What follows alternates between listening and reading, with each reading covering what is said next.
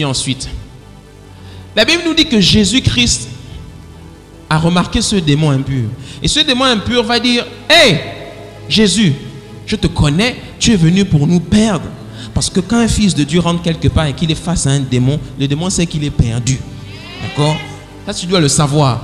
Je sais qui tu es le Saint de Dieu. Qu'est-ce que Jésus-Christ fait? Il le menace. Pourquoi? Parce qu'on ne négocie pas, on ne devient pas ami avec eux. On les menace. Il l'a menacé, il lui a dit, tais-toi, sors de cet homme, et le démon va le jeter par terre, et la Bible précise, sans lui faire aucun mal. Il commandait avec autorité et puissance aux esprits impurs afin qu'ils sortent. Et la deuxième partie du texte montre qu'ensuite, il va aller chez Pierre, son fils spirituel. Et quand il va arriver chez Pierre, bizarrement, la maman de Pierre était prise d'une violente fièvre. Donc, il y a des fièvres qui ne sont pas normales. Et ça, je vais te l'expliquer tout à l'heure. Hein? Et Jésus-Christ va menacer la fièvre. Regarde, je fais un zoom sur quelque chose. Dans la première partie, il a menacé l'esprit. Dans la deuxième partie, il a menacé la fièvre. Donc la Bible ne te dit pas, la Bible te dit plutôt qu'ici, il ne s'agit pas d'un esprit. Il s'agit d'une fièvre. Qu'est-ce qu'une fièvre violente? Donc, tu as les démons ou encore esprits impurs et tu as autre chose qu'on identifie ici comme une fièvre ou d'autres types de maladies qui portent des noms. Bien que les démons peuvent aussi se cacher derrière les maladies, derrière une maladie ne se cache pas toujours un démon. Je vais te l'expliquer. Alléluia. Si tu es avec moi, fais comme ça. La Bible précise qu'il va menacer la fièvre, elle va partir. Ensuite, tous ceux qui avaient des malades atteints de diverses maladies les lui amenèrent. Il imposa les mains à chacun d'eux et il les guérit. Des démons aussi. Tu vois, donc il fait la différence entre les maladies et les démons. Et il faut bien faire la différence entre les deux. Parce que parfois même, il peut nous arriver de prier pour une maladie, contre une maladie, en pensant que c'est un esprit derrière, alors qu'en fait, ce n'est pas un esprit. Et je vais t'expliquer d'où viennent les maladies. Du moins, certaines maladies. Le Saint-Esprit m'a dit, il faut commencer à enseigner ces choses-là. Ça va faire beaucoup de bien à ton peuple. Alléluia. Ouais, c'est important de comprendre les mystères. Mais le texte termine en disant que, bien que vous avez vu tout le show que j'ai fait là, avec les démons, etc., ma priorité, c'est d'annoncer le royaume de Dieu. Parce qu'il y en a, ils voient que maintenant ils peuvent chasser les démons. Ils en font tout un business, tout un ministère.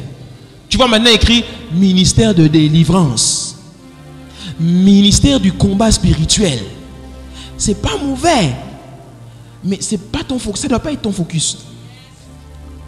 C'est comme ça qu'il y en a, vous rentrez dans des églises où du 1er janvier au 31 décembre, combat spirituel, combat spirituel, chassez les démons, combat spirituel, chassez les démons, combat spirituel, chassez les démons.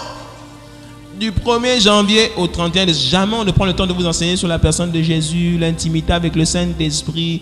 C'est parce que beaucoup, vous n'avez pas été enseigné, vous n'avez pas d'intimité avec le Saint-Esprit que la moindre mouche qui passe, démon! La moindre mouche, tu vois un cafard qui, démon au nom de Jésus. Ce n'est qu'un cafard. Ou bien une personne t'embête. La sœur là, elle me cherche au travail. Hein. Elle est possédée de quel esprit? Seigneur, je prie au nom de Jésus contre l'esprit qui m'oppresse au travers de la sœur là. Non, elle t'embête juste. Elle n'a pas d'esprit.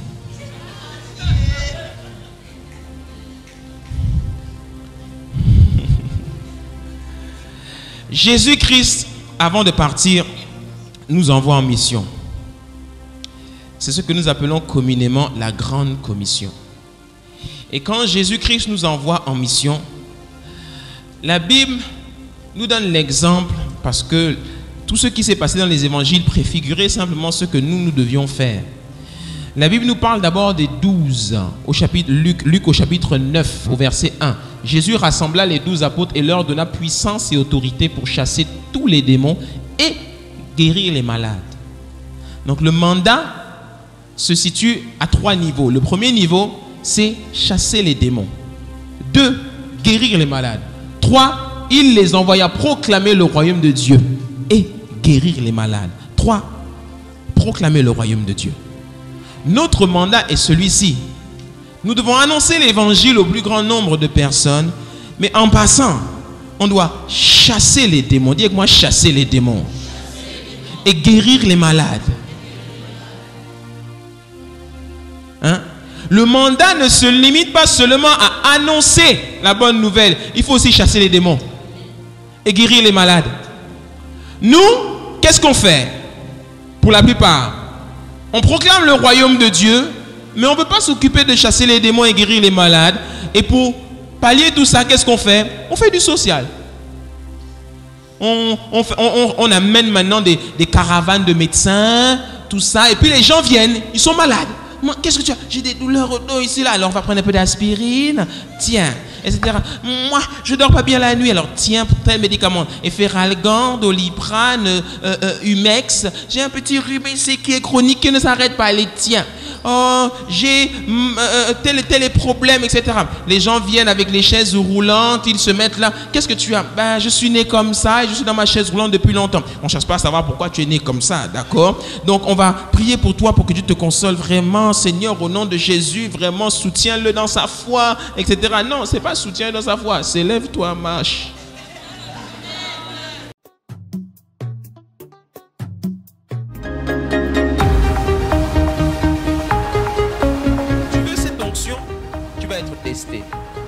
Parce que même le Fils de Dieu a été testé. Tenté par Satan veut dire testé par Satan. La récompense, elle est que pour ceux qui excellent. Elle n'est pas pour ceux qui ont des vies en dents de scie. C'est pour ça que beaucoup de chrétiens n'opèrent pas dans le miraculeux et l'extraordinaire. Ceux qui sont constants avec Dieu, ce sont ceux-là qui opèrent dans l'onction. Dieu est créateur. Et Dieu crée d'abord par la foi. Il le voit dans son esprit, les chaussures, les stylos, les montres, tout. Ce sont des gens qui ont pensé et qui l'ont créé. La question que Dieu vous pose, c'est: et toi? C'est quand que tu crées quelque chose qui est à toi?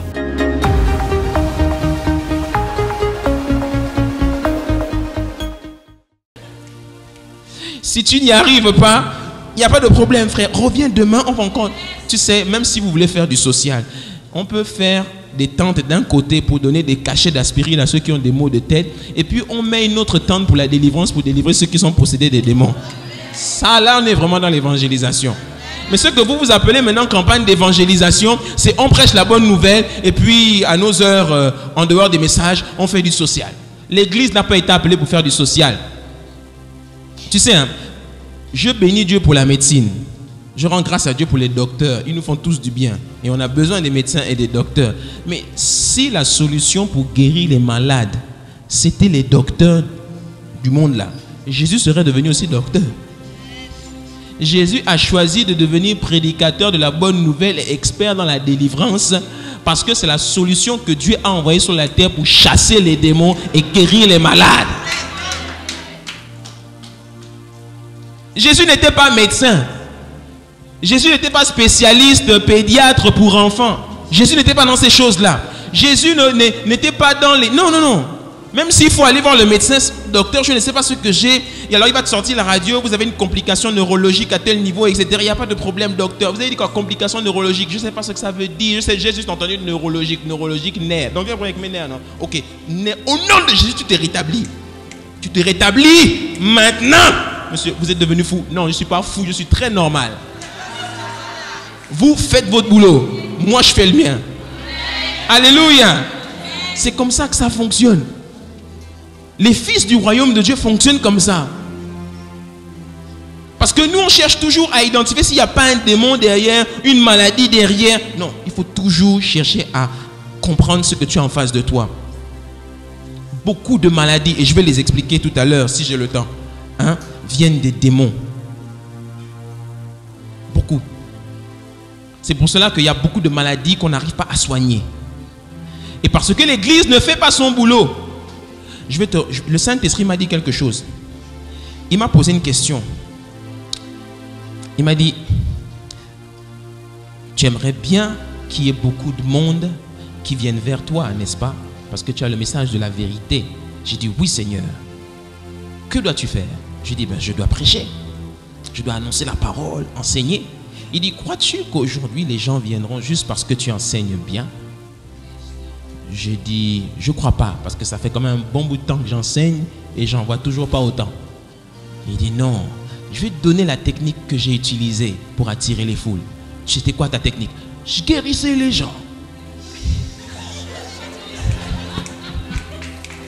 Je guérissais les gens. Ouais. Parce que plus les gens étaient guéris, la Bible dit quoi? Les foules suivaient Jésus. C'est pour ça que je suis allé voir le Seigneur et j'ai dit, Saint-Esprit, le don de guérison que tu m'as donné là, qu'il augmente. Voilà pourquoi je suis convaincu qu'il va commencer à avoir des guérisons dans ce ministère. Ouais. Des choses que tu n'as jamais vues vont commencer à se produire dans ce ministère.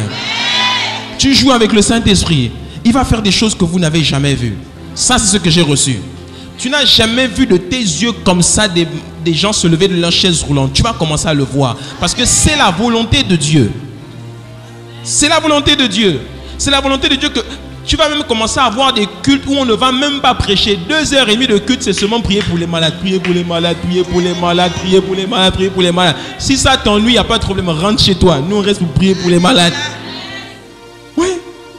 C'est parce qu'on fait les choses pour vous plaire, qu'on met les beaux costumes, etc. Si ce n'était que nous, on viendrait en jean, basket, tenue de sport, et puis on prie pour les malades. C'est parce qu'il faut faire bonne impression quand tu passes à la télévision. Sinon, vous avez vu moi en semaine, je suis toujours en jean, basket, t-shirt, tenue de guerre. On vient ici, on fait bonne impression. Vous êtes tombé tellement dans les belles impressions que vous oubliez les choses essentielles de la Bible. Le pasteur commence à prier pour les gens. Le pasteur aussi, il dit trop à prier pour les malades là. Hein. C'est quoi, c'est ça? Oh, il n'a qu'aussi prêché, on va rentrer chez nous aussi, etc. Sois délivré au nom de Jésus.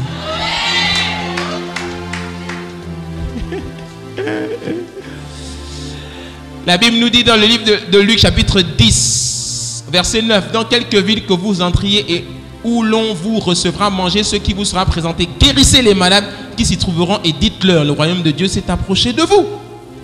Guérissez les malades.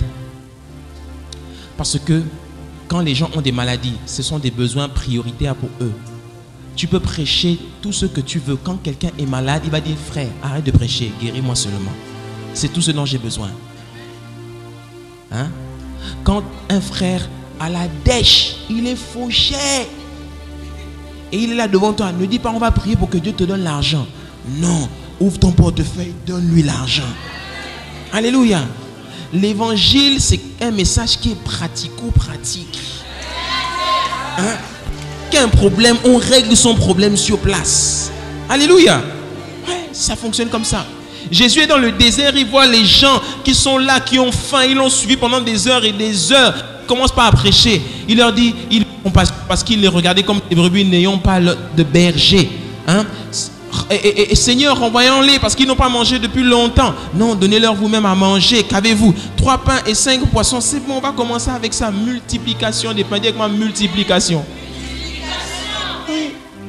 Et quand les gens avaient bien mangé, il restait même encore des paniers. Toi, tu penses quand tu lis ton évangile qu'ils sont tous là debout en train de regarder Jésus. Ils n'étaient pas debout en train de regarder Jésus. La Bible dit quoi dans le livre de Luc? Qu'il a dit, prenez-les et rangez-les par rangée de 50. Faites-les asseoir, il dit au début du verset, faites-les asseoir par rangée de 50. C'est-à-dire que les gens étaient assis. Quand quelqu'un est assis et qu'il a bien mangé, en général, il est dans quelle position? C'est dans la position dans laquelle tu es dans ton canapé à la maison.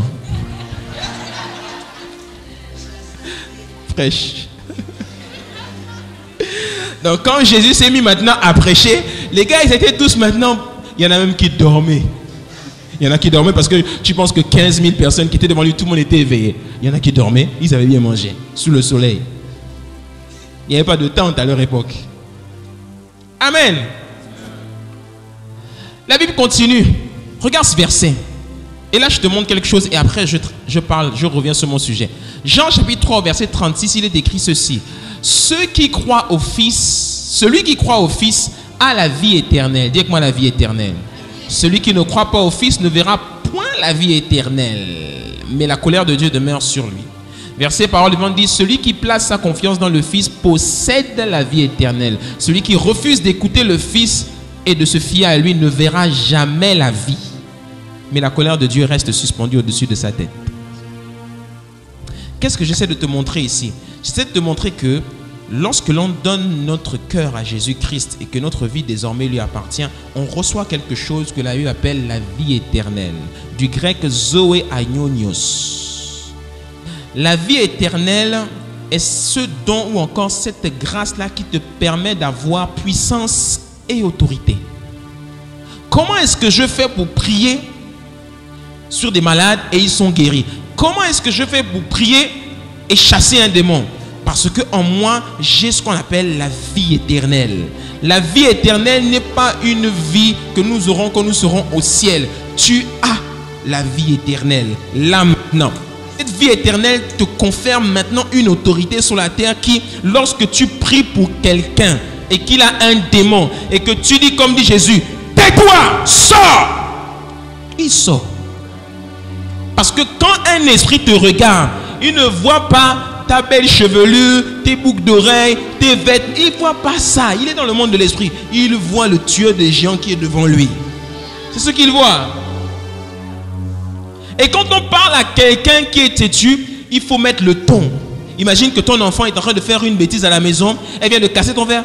Oh, Grâce, pourquoi tu casses le verre? Non, on ne fait pas comme ça. Pourquoi tu casses mon verre? C'est comme ça qu'on fait. Tu entends un bruit au salon et puis tu sors la nuit et quand tu arrives au salon, tu trouves un voleur qui est en train d'embarquer ta télévision. Et puis tu fais, oh, pourquoi vous embarquez ma télé? C'est bizarre. C'est bizarre. Tu dis, laissez ma télé. Ouh. Il y en a, même la télé de 5 millions, il va fuir comme moi. Ma télé qui m'a coûté cher. Si je vois un voleur Joe, qui embarque ma télé, même s'il a un couteau, on va se fighter. Ma télé. Ça m'a j'ai économisé pour acheter ça. On va se battre, ici on est tous gabonais. On va se fighter dans le salon, mon ami. Il y en a, oh, quoi? Tu trouves quelqu'un dans ta maison qui est en train d'embarquer tes affaires et puis tu fuis? Non, mais tu es bête. Non, tu rentres et tu dis, gars, tu laisses mes affaires. C'est le jour là où tu vas, c'est le jour là où tu mets l'onction de côté, tu mets la veste du pasteur de côté. On se fight comme Gabonais, mon ami. Oui, on peut t'appeler de tous les noms, braqueur, cool mangers. Ce jour-là, je deviens cool mangers dans le royaume, mais je te cool mangers moi-même. Alléluia. Quoi? Quand j'étais jeune et que j'habitais derrière l'école normale, on avait attrapé un voleur. Il se barre avec la télé. Il fuit et puis il monte sur une barrière haute. Il a la télévision. Et puis là, les gens sont là. Ouais, maintenant tu vas faire comment pour descendre? Tu as la télé entre les mains. Tu vas faire comment? Hein? Soit tu laisses la télé et tu descends, soit tu te rends. Le gars il dit non, il n'y a pas de problème. Il se met dans le vide avec la télé et puis il saute dans le vide avec la télé. Boum! Il tombe sur le dos. Boum! Il se lève et puis il se bat avec la télé.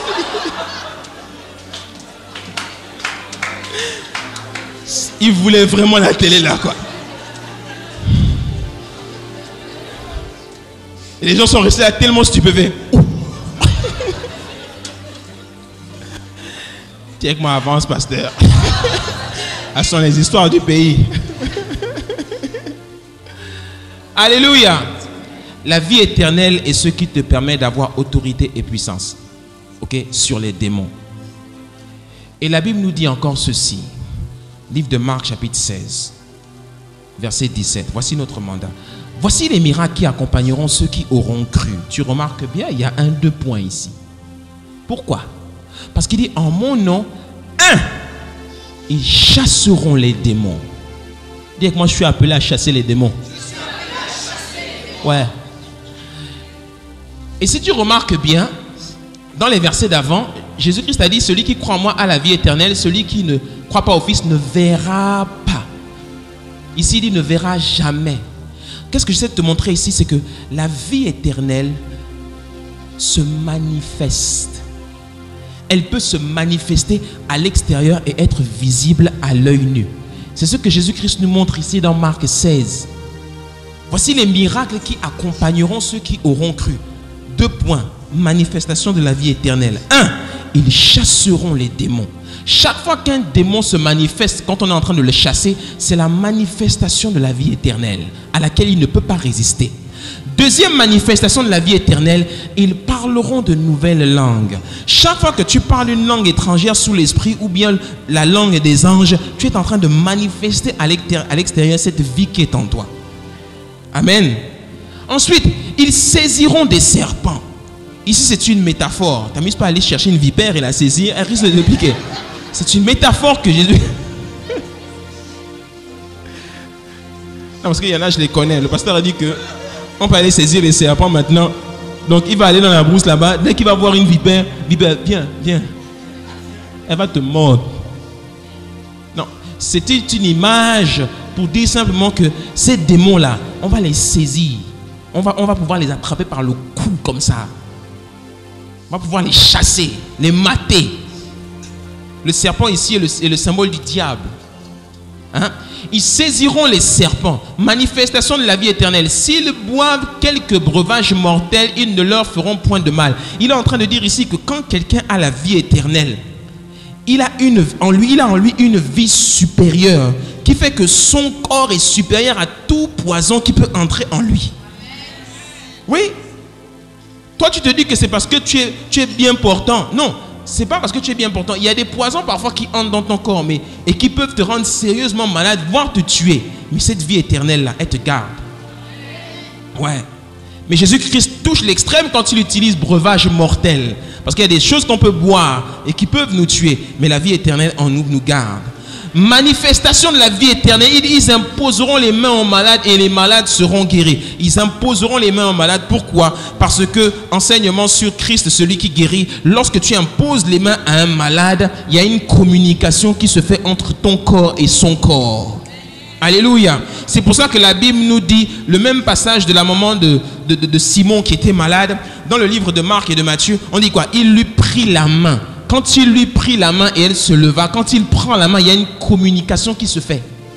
Et au moment où il prend la main, la fièvre s'en va. Alléluia. Ouais. C'est ce qui se passe dans le monde de l'esprit. C'est pour ça que c'est important d'imposer les mains aux malades. Et parce que nous avons la domination sur toutes ces choses-là, la Bible nous dit dans Apocalypse chapitre 17 au verset 14, ils combattront l'agneau, c'est-à-dire le royaume des ténèbres.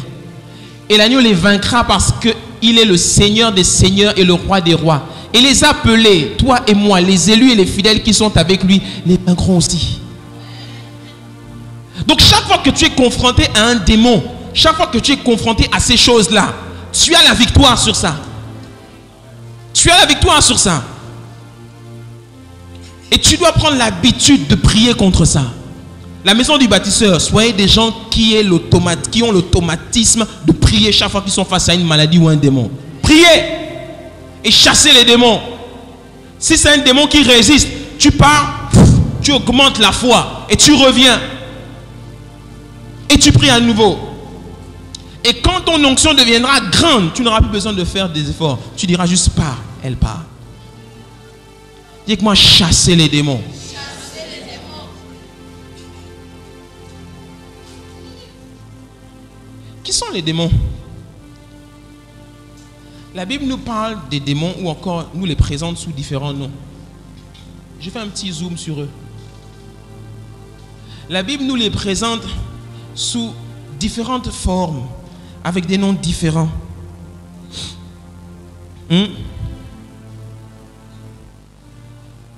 Nous lisons dans le livre de Luc au chapitre 4. Je relis le même passage.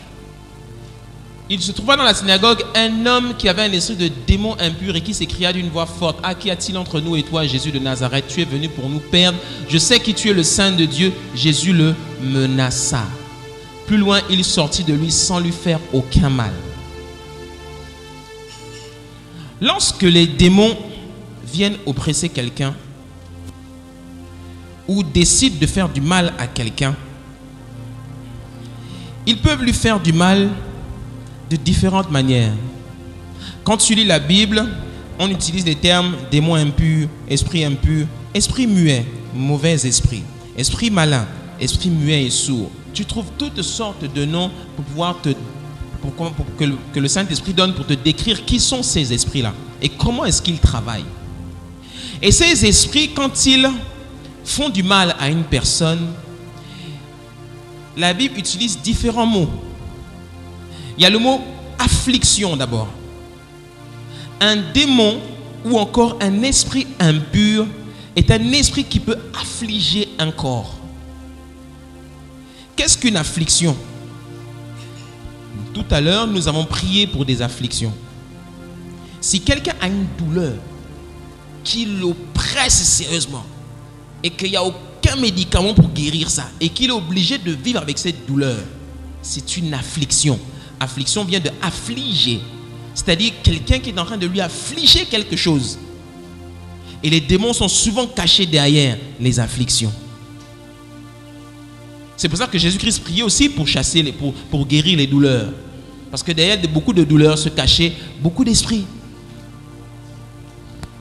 Alléluia. Tu vois, Luc, il dit un esprit de démon impur. Marc dit un homme qui avait un esprit impur. Et dans le livre de Luc, le même passage, il dit, ce démon sortit de lui sans lui faire aucun mal. Hein? Le démon le jeta du milieu de l'assemblée. Luc se limite à ça. Mais Marc donne plus de précision. Marc dit, l'esprit impur sortit de cet homme en l'agitant avec violence et en poussant un grand cri.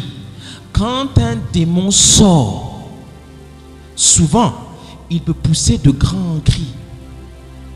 Pourquoi est-ce qu'il pousse de grands cris? Parce qu'il ne veut pas partir. Toi, si ta maison, on vient te chasser, genre tu n'as pas payé le loyer et le propriétaire vient te mettre dehors, tu vas partir en lui disant, il n'y a pas de problème, merci. Non.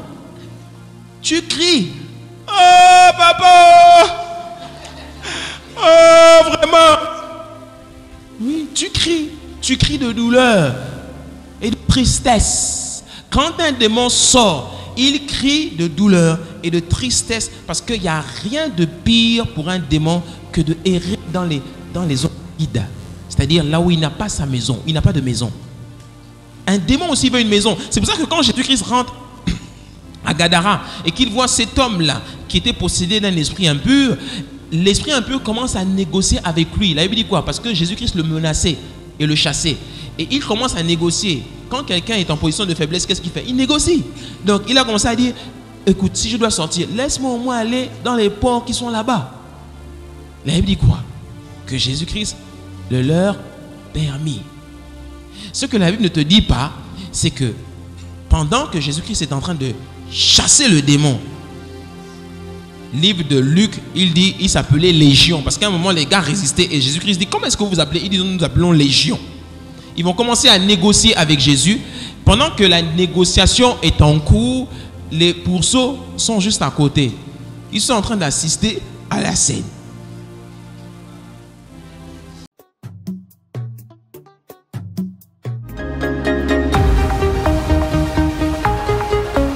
Tu veux cette onction? Tu vas être testé. Parce que même le Fils de Dieu a été testé. Tenté par Satan veut dire testé par Satan. La récompense, elle est que pour ceux qui excellent. Elle n'est pas pour ceux qui ont des vies en dents de scie. C'est pour ça que beaucoup de chrétiens n'opèrent pas dans le miraculeux et l'extraordinaire. Ceux qui sont constants avec Dieu, ce sont ceux-là qui opèrent dans l'onction. Dieu est créateur. Et Dieu crée d'abord par la foi. Il le voit dans son esprit, les chaussures, les stylos, les montres, tout. Ce sont des gens qui ont pensé et qui l'ont créé. La question que Dieu vous pose, c'est, et toi? C'est quand que tu crées quelque chose qui est à toi?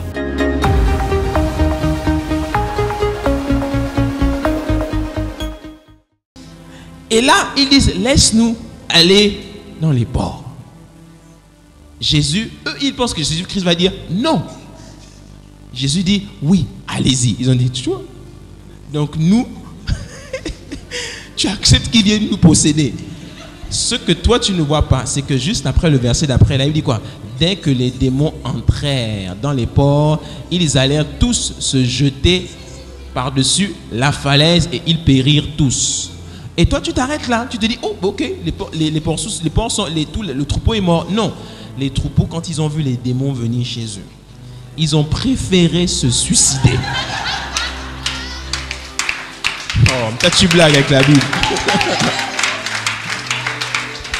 Les puceaux préfèrent se suicider que de vivre avec des démons. Les bergers, quand ils voient ça, ils disent non. La Bible dit qu'ils ont couru aller raconter l'histoire aux autres.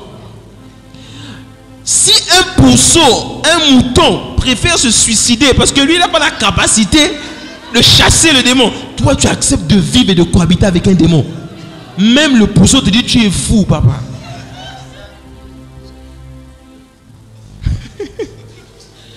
Tu n'as jamais compris pourquoi les puceaux sont allés se jeter par-dessus la falaise. Ils sont allés se jeter parce qu'ils ne vivent pas avec les démons. Nous. On ne cohabite pas avec eux. Alléluia. Dans l'histoire du démon de Gadara, c'est écrit un peu petit pour ceux qui sont un peu dans le fond. Hein, je ne vais pas lire tout. Hein, livre de Marc, chapitre 14. On nous dit que cet homme était possédé d'un esprit. Regarde. Non, ce n'est pas l'histoire de Gadara ici. C'est l'histoire du père avec l'enfant épileptique. Livre de Marc, chapitre 14. Prends les références, tu iras méditer ça à la maison. Au verset 29. Lorsqu'ils furent arrivés près des disciples, ils virent autour d'eux une grande foule et des scribes qui discutaient avec eux. Dès que la foule vit Jésus, elle fut surprise et accourut pour le saluer. Il leur demanda, sur quoi discutez-vous avec eux? Et un homme de la foule lui répondit, Maître, j'ai amené auprès de toi mon fils qui est possédé d'un esprit muet. Dis avec moi un esprit muet. En quelques lieux qu'il le saisisse, il le jette par terre, l'enfant écume, grince des dents et devient tout raide. J'ai prié tes disciples de chasser l'esprit et ils n'ont pas pu. Race incrédule, leur dit Jésus, jusqu'à quand serai-je avec vous? Jusqu'à quand vous supporterai-je? Amenez-le-moi, on le lui amena. Et aussitôt que l'enfant vit Jésus, l'esprit l'agita avec violence. Il tomba par terre et se roulait. Jésus demanda au Père, combien y a-t-il de temps que cela lui arrive? Depuis son enfance. Dites-moi depuis son enfance. Répondit-il, et souvent l'esprit l'a jeté dans le feu et dans l'eau pour le faire périr. Je m'arrête là. Voici un enfant qui est né. Et depuis qu'il est né, cet esprit l'oppresse. Voici un enfant qui est né dans une famille. Il n'a rien demandé. Mais depuis sa naissance, il est oppressé par un esprit.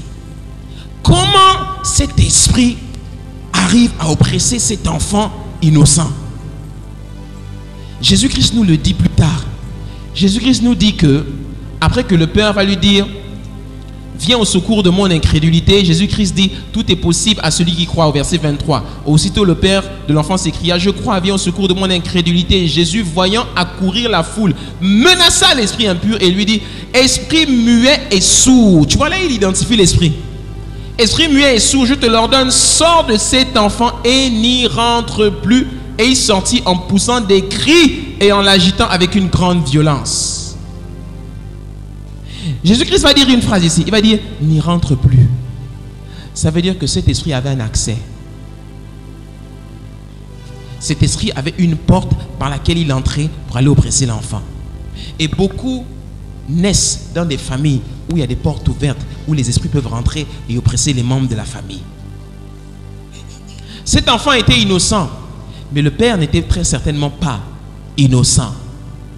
Et plus loin, les disciples vont demander à Jésus, pourquoi est-ce que nous n'avons pas pu chasser cet esprit? Jésus-Christ va dire, cet esprit, ce genre d'esprit, cette espèce-là ne peut sortir que par la prière. Pas par la prière, genre, on laisse la chose là-bas et puis on va maintenant jeûner et prier. Non, par la prière d'autorité et de puissance.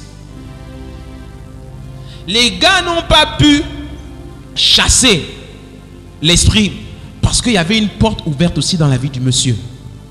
Certainement, ce monsieur n'était pas converti. Et beaucoup souffrent d'oppression, de démons dans les familles parce que les portes sont grandes ouvertes dans leur famille. C'est pour cela que quand... J'espère que vous avez passé un excellent moment dans la présence de Dieu en regardant ce message, qu'il vous a édifié et qu'il vous a permis de vous rapprocher encore un peu plus de notre Seigneur Jésus-Christ. Si vous voulez vous procurer cet enseignement, eh bien vous pouvez nous contacter par téléphone, par email ou bien tout simplement vous rendre sur notre site internet www.lamaisondubâtisseur.com. Mais avant de nous séparer, je voudrais vous inviter à prendre la décision la plus importante de votre vie, celle d'accepter Jésus-Christ comme votre Seigneur et votre Sauveur. Et pour cela, je vous invite à faire cette prière avec moi. Seigneur Jésus, me voici devant toi. Je te demande pardon pour mes fautes et mes péchés. Aujourd'hui, je suis né dans le royaume de Dieu. Accorde-moi la grâce de marcher chaque jour selon ta parole et dans l'obéissance de ta parole. Au nom de Jésus-Christ. Amen. Bienvenue dans le royaume de Dieu. Maintenant que vous avez fait cette prière, méditez la parole de Dieu tous les jours. N'hésitez pas et continuez toujours de prier et restez toujours connectés à la présence de Dieu. Je vous aime et je vous dis à très bientôt. On est ensemble. Bye bye.